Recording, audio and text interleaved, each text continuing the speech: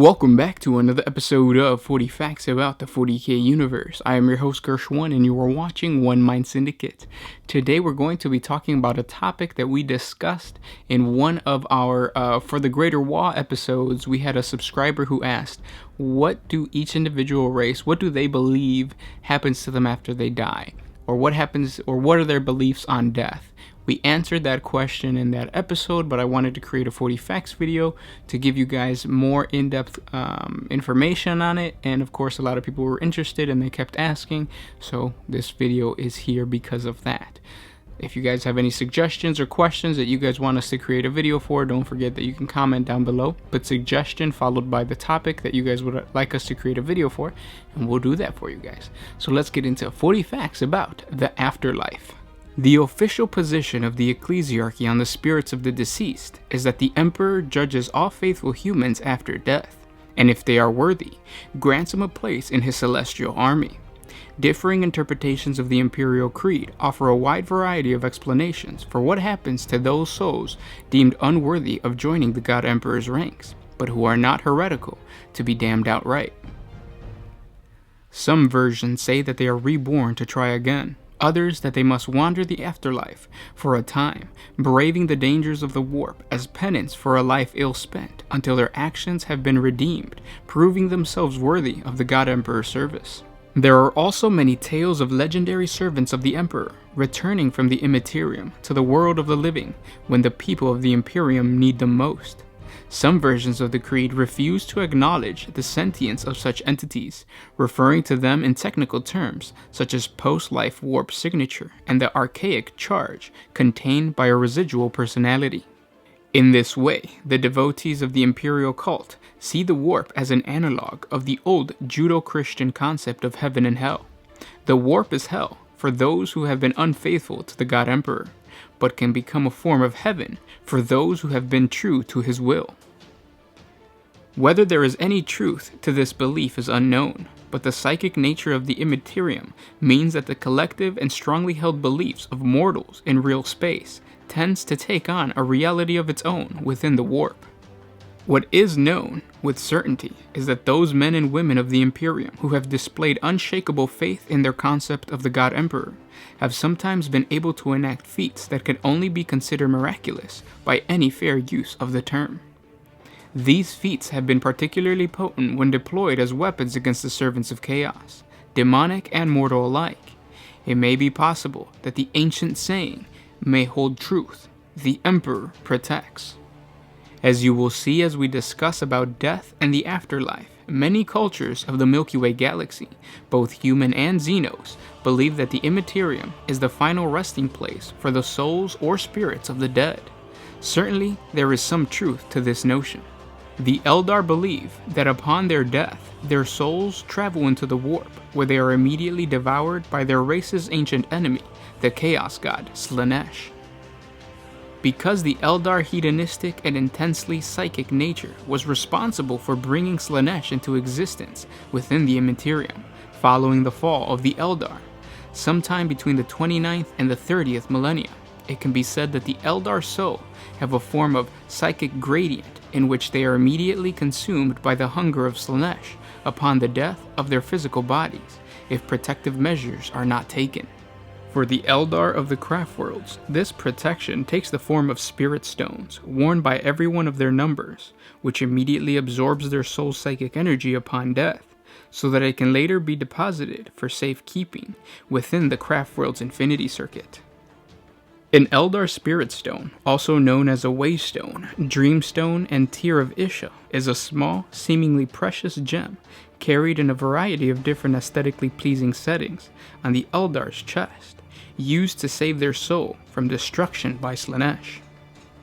Every Eldar wears a shining gem of polished stone upon their breast. This psychoreceptive Waystone is attuned solely to the mind of its owner.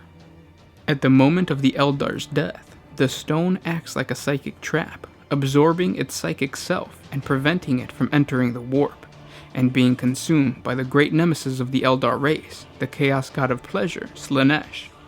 As such energies carry with them a large part of the Eldar's sense of identity, personality, and memories, it is quite correct to think of them as souls. The Waystone can be brought back to the Eldar's own craft world and embedded into the Wraithbone core, where it will grow into a large spirit stone.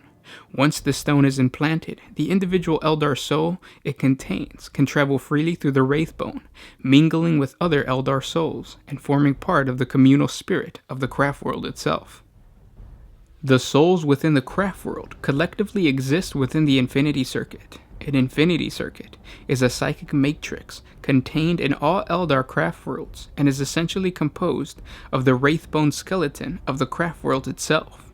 Within this matrix, the soul of all craft worlds dead reside in a form of group consciousness, providing both a well of psychic power for the ship and a massive ancestral mind to advise and guide the living. For this reason, the Eldar will defend their craft world with a fury and tenacity that is almost unrivaled amongst the sentient species. They risk losing not only their home, but the souls of their ancestors as well. In times of dire need, the Eldar are also able to retrieve the spirit stones of long-dead Eldar heroes and place them into artificial bodies of Wraithguard and Wraithlord constructs. These Wraithbone constructs are then piloted by the Eldar soul, which experiences reality in the form as a dream. This process is considered little better than necromancy in Eldar culture, and is also done as a last resort. Spirit stones can also be placed within certain Eldar vehicles, like gravity tanks and Eldar Titans, where the stones allow the captive Eldar spirit to control the vehicle in case its living pilots are incapacitated. Similar to the way that the artificial intelligent machine spirit found in certain Imperial vehicles, like the Land Raider, can take over control of a vehicle even when it is unmanned. The Eldar Warlock who specialize in this process are known as Spirit Seers. Yandin is an Eldar craft world with a very small population following an assault by the Tyranid High Fleet Kraken, and is known for its great use of these Eldar living dead. There is one primary source of spirit stones, the old Eldar homeworld that lies within the boundaries of the Eye of Terror, and are now known as the Crone Worlds. Acquiring new spirit stones is extremely dangerous because the Crone Worlds exist within the Eye of Terror. In Eldar myth, the spirit stones were created by the Eldar god Vol from the tears of Isha. This tale is taken as a metaphor by the Eldar for the crystallization of the psychic energies of the Eye of Terror into the spirit stones. It is commonly believed that when enough Eldar souls have been gathered within the infinity circuits of the craft worlds, a new god will emerge within the warp, the first Eldar god to be created since the fall of the Eldar. This new god will be called Ened, the Eldar god of the dead, and represent the last hope of the dwindling Eldar race. Ened itself is a new Eldar god, growing in the collective infinity circuits of every craft world. Ened has yet to manifest itself, as it has yet to attain enough power to fulfill its purpose, to destroy Slaanesh and free the Eldar. It has also been foreseen by the Eldar that all of their souls will be forcibly pulled to Ened when they die, instead of being drawn into the warp to be consumed by Slaanesh. According to Eldar mythology, the death god's stomach will be like heaven, hell, and purgatory, as also seen by the Farseers, since the birth of Ened offers the one faint hope to the Eldars of defeating and overcoming their great adversary Slaanesh. All operations regarding his formation and the place of his eventual birth is regarded with the most care and caution. The Dark Eldar take a predictably more savage course. They are partially protected by their existence within the labyrinthian dimension of the Webway. But she who thirsts, or Slaanesh, will eventually consume even the Dark Eldar's soul unless he draws psychic energy to protect himself from the psychic agony of others. It is for this reason that the Dark Eldar are such malevolent creatures, seeking out an endless supply of slaves whose torture they not only enjoy, but which actually keeps their twisted souls intact. Amongst the mortal servants of the Chaos Gods, there is no doubt when a mortal dies in real space, his soul is immediately swept into the warp at the moment his physical body dies, where it will be devoured by the demons and other warp entities, or made into their pitiful plaything for all eternity. The only salvation from this grim fate is to give oneself over body and soul to the worship and service of the ruinous powers, either collectively as Chaos Undivided or individually, as the Dark Gods may grant their more powerful and successful followers a favored place within the realm of Chaos upon their death.